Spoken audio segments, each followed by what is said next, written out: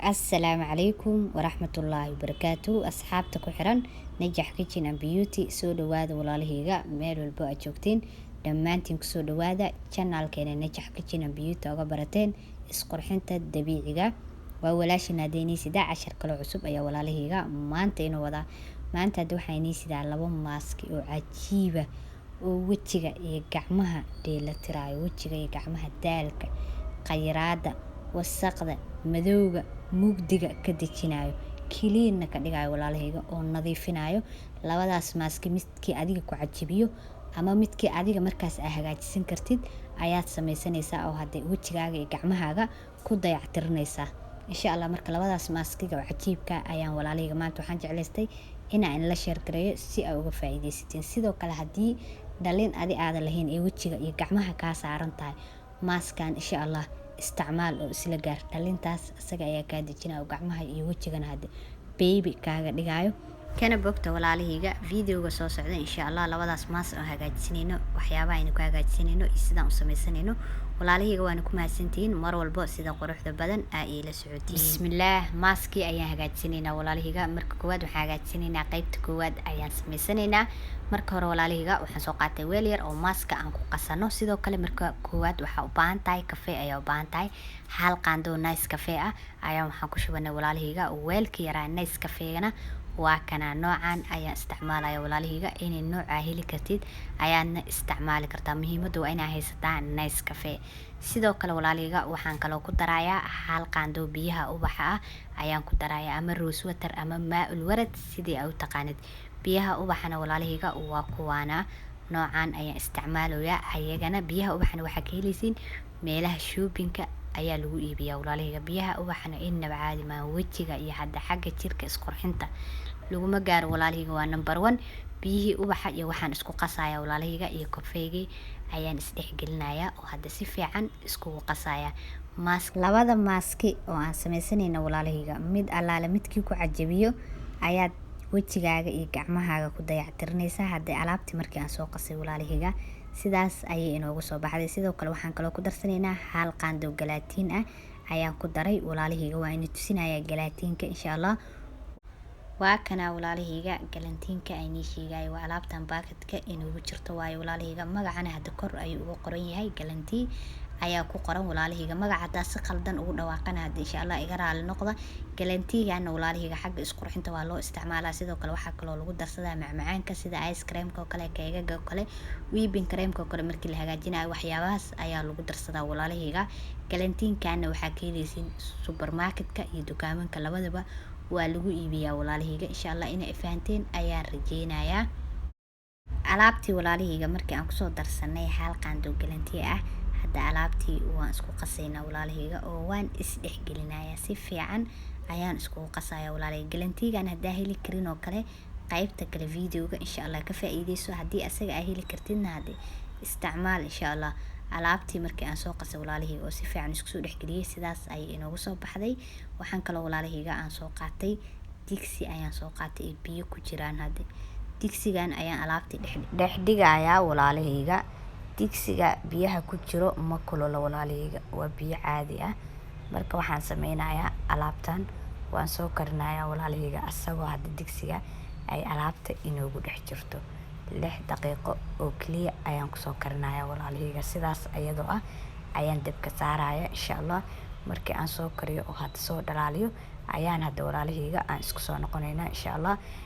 alaabta markii sidaan u sameynaysid oo kale ama aad digsiga biyo aad kula karinaysid oo kale weel caaga ha kula karinin. weelkan camal oo dhalada isticmaal.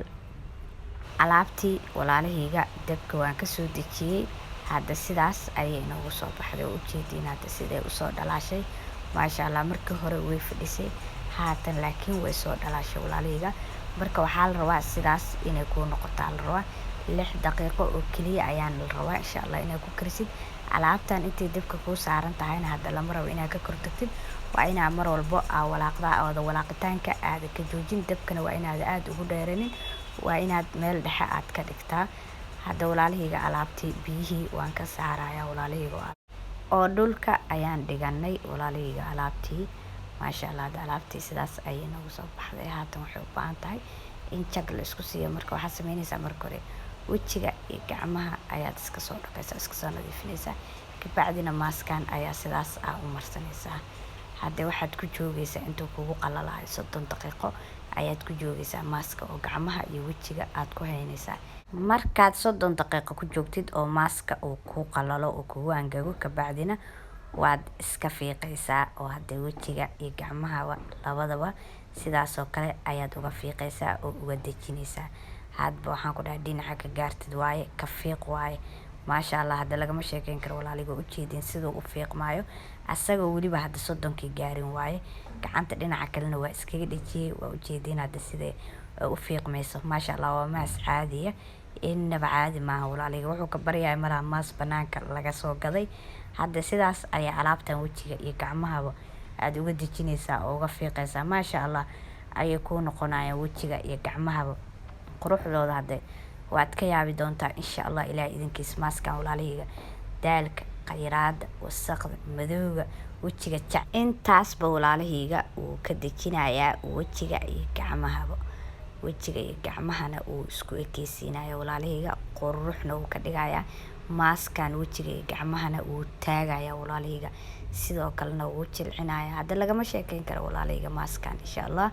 marka ila soo tijaabiya wiigii 2 mar haddii aad ku tuuratid oo ka isticmaashid, hubaal inaad hadda isbedel ka dareemi doontid dhanka jirka, wejiga iyo gacmahaba. hadda walaalihiga qaybtii koowaad maaska halkaas ayaan uga gudbaynaa insha Allah. qaybtii labaad ayaan hagaajinaynaa walaalihiga. marka hore walaalihiga waxaan soo qaatay weel yar ayaan soo qaatay oo maaska iskula dardarsano qaybtiisa labaad. sidoo kale marka koowaad waxaa u baahan tahay ukun ayaa u baahan tahay. ukunta waxaa u baahan tahay qaybta yelowga, xabka uma baahnid. shahriga ayaa u baahan tahay insha Allah. hal xabo ukuna shahrigeeda ayaan waxaan ku shubay walaalihiga weelka yar. sidoo kale waxaa kale u baahan tahay Nescafe ayaa u baahan tahay. hal fur oo Nescafe ayaan ku darsanay walaalihiga ukuntii weelka inoogu jirtay. Nescafe-gana waa kana walaalihiga noocan ayaan isticmaalayaa. nooc walbo aa heli kartid ayaadna isticmaali kartaa insha Allah.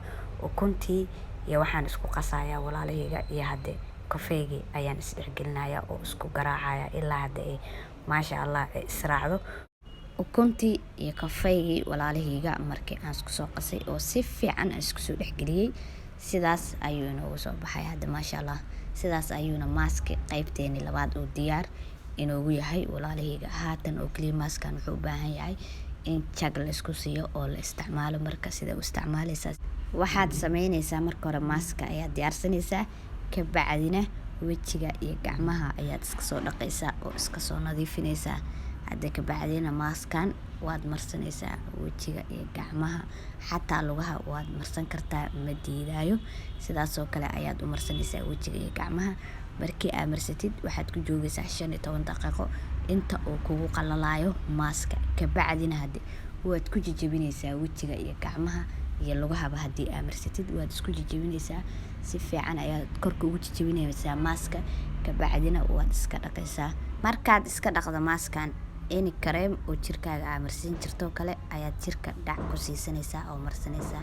hubaal hadda markaa iska dhaqdid quruxda wejigaaga iyo gacmahaaga hadda waraayada kama hor dhamaan doontid insha Allah ilaahay idinkiis. marka walaalihiga maaskan sidaas ayaa loo isticmaalayaa. maaskan 3 maalin wiigii 2 maalin sidii aad jaanis u heli kartid ayaad ku tuurinaysaa oo hadda aad ku dayactirinaysaa wejigaaga, gacmahaaga, lugahaaga, meel alaale meeshii aad jeceshahay ayaad marsanaysaa. hubaal inaad ku faa'iidi doontid insha Allah ilaahay idinkiis. hadda lagama sheekeyn karo walaalihiga maaskan faa'iidadiisa. asagana waa sidoo kale jirka daalka, khayraada, wasaqda, madowga ayuu ka dejinayaa, nadiifna wuu ka dhigayaa walaalihiga. lugaha iyo gacmaha iyo wejigaba aad ayuu u dhaqayaa oo u kalin gareynayaa. marka walaalihiga insha Allah igala faa'iideysta oo ila soo tijaabiya. fiidiyogeeni maantana intaas ayaan kusoo afmeerayaa walaalihiga insha Allah. waa inoo kulanti dambe oo xiiso leh iyo anigoo inii sido fiideo kale cusub walaalihiga. fiideogaana sii share gareeya si ay walaalo badan uga faa'iideystaan. janaalka haddii aad ku cusub tahayna soo dhawow, minankaaga waaye. janaalka inoo subscribe garee, inoo like garee. labadan maaskina midkii ku cajabiyo ayuunbaad isticmaalaysaa oo aad ku tuuranaysaa oo hadda jirkaaga aad ku dayactirinaysaa. labadan maaski wejiga saliidda leh iyo wejiga aan saliidda lahayn oo qalalan labadaba waa loo isticmaali karaa walaalihiga oo waa la marsan karaa.